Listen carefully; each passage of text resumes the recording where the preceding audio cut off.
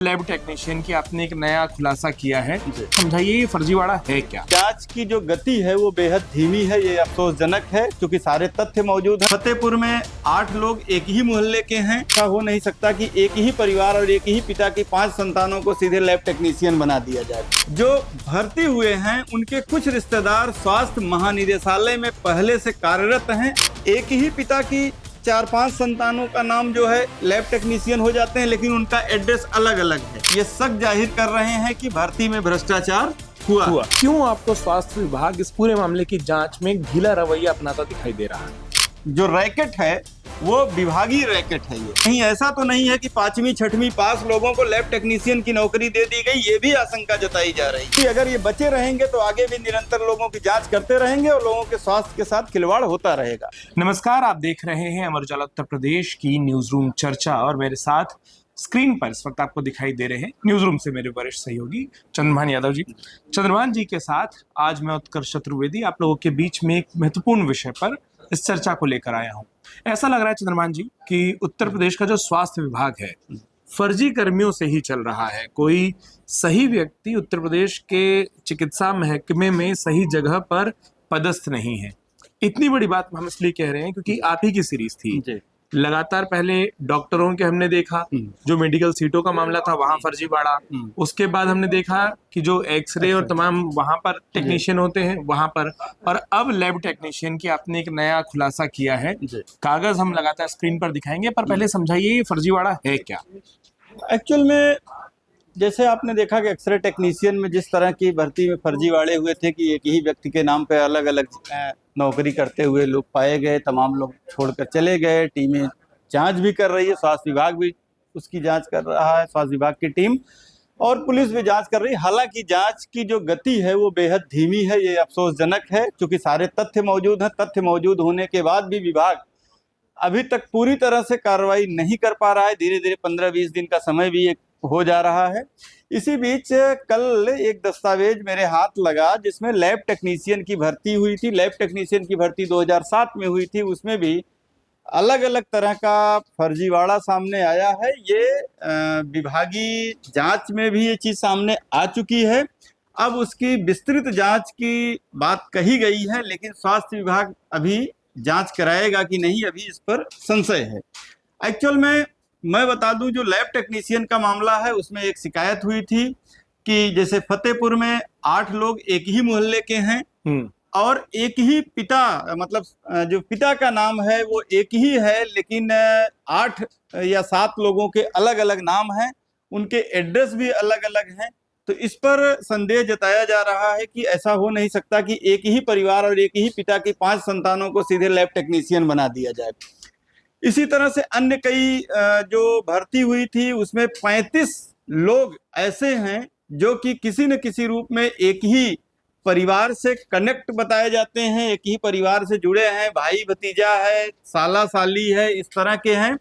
दूसरा, जो प्राथमिक स्तर पर जांच हुई है उसमें यह भी बात सामने आई है कि लैब टेक्नीशियन जो भर्ती हुए हैं उनके कुछ रिश्तेदार स्वास्थ्य महानिदेशालय में पहले से कार्यरत हैं। ऐसे में शक जताया गया है कि स्वास्थ्य महानिदेशालय के बीच में इस रैकेट ने पैठ बनाई और किसी न किसी तरह से अलग अलग जगह ढेर सारे लैब टेक्नीशियन को नियुक्त कराने में सफल रहे। चंद्रभान सर, एक बात बताइए, ये साफ तौर पर क्या ये भाई भतीजावाद को तरजीह देकर, नियमों को शिथिल कर या नियमों को तोड़कर, नियमों को ताक पर रखकर नौकरी देने का मामला है?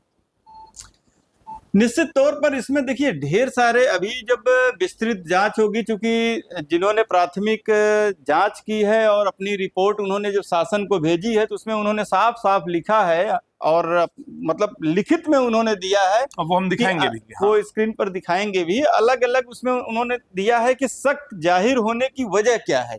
जैसे एक ही पिता की 4-5 संतानों का नाम जो है लैब टेक्नीशियन हो जाते हैं, लेकिन उनका एड्रेस अलग अलग है।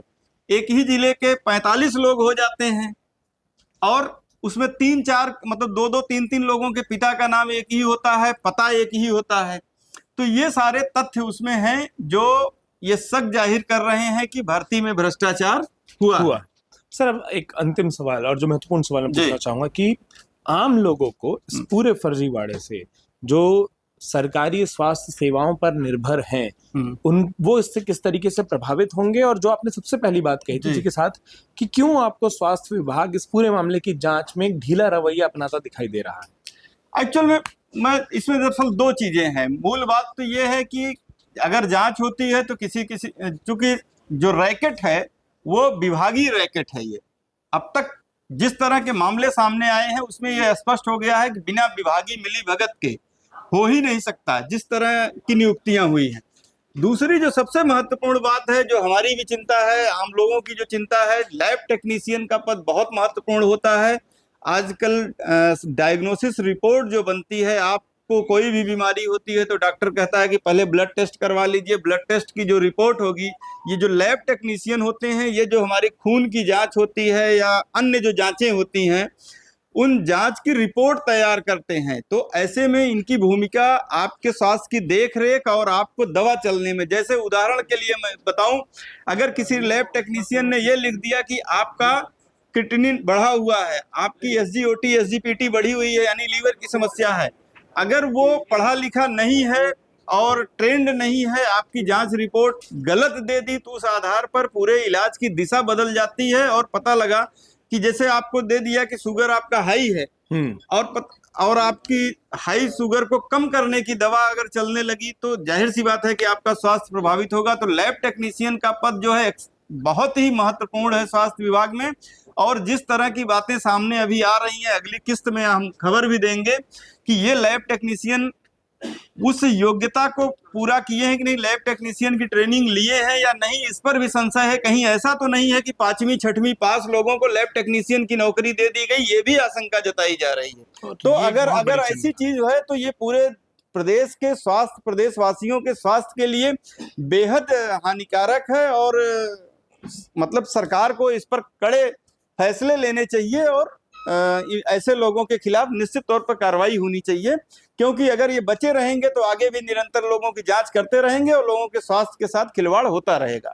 और जो आपने सबसे महत्वपूर्ण बात कही कि आगे जब इस सीरीज को चंद्रभान जी लेकर आएंगे तो हम आपके बीच में न्यूज रूम चर्चा में वो जो सारी परतें एक एक करके खोलेंगे उनको भी लेकर आएंगे। लेकिन इस वक्त सबसे जरूरी ये है कि आपके स्वास्थ्य से किस तरीके से खिलवाड़ हो सकता है, किस तरीके से उत्तर प्रदेश के स्वास्थ्य महकमे में जो तमाम एक एक करके नियुक्तियों पर फर्जीवाड़े की रिपोर्ट चंद्रभान जी लेकर सामने आ रहे हैं, आपको अपने जिले में स्वास्थ्य सेवाओं की स्थिति किस तरीके की लगती है, हमें कमेंट बॉक्स में लिखकर बताना ना भूलें।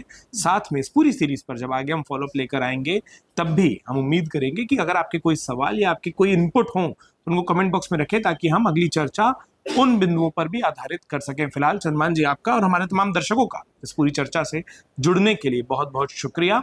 अमर उजाला उत्तर प्रदेश को सब्सक्राइब करना बिल्कुल ना भूलें। अपना वक्त देने के लिए बहुत बहुत धन्यवाद।